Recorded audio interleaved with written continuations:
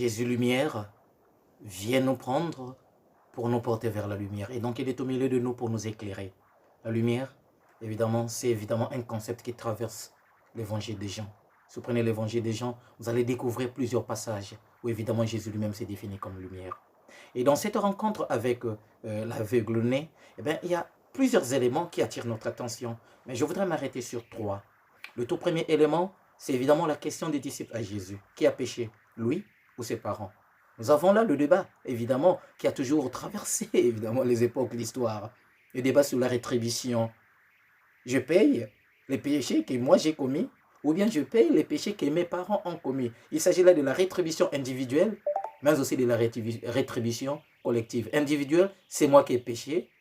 Rétribution cumulative, première génération a péché, et c'est la troisième génération.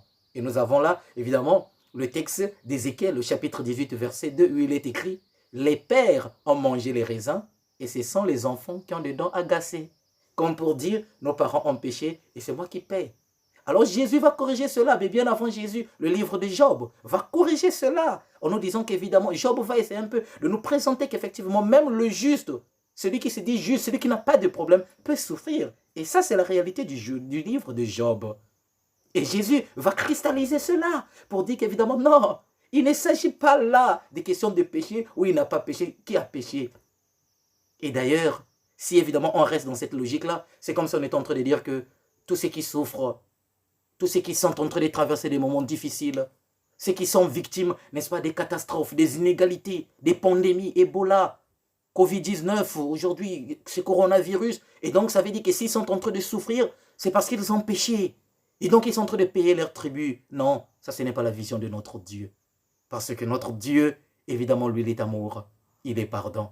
Et c'est ce qu'il va faire Jésus. Si vous regardez bien dans l'évangile, qu'est-ce qu'il va faire? Eh bien, il vient rencontrer cet aveugle. Et quand il donne la réponse à cette question à ses disciples, il dira quoi? Ni lui, ni ses parents. Mais c'était pour que les œuvres de Dieu se manifestent en lui. Autrement dit, à travers nos infirmités de chaque jour, nos difficultés de chaque jour, eh bien, Dieu est capable de manifester sa gloire. Dieu est du côté de la vie.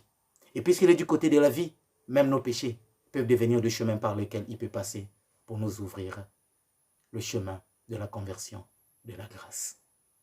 Oui, la grâce est possible.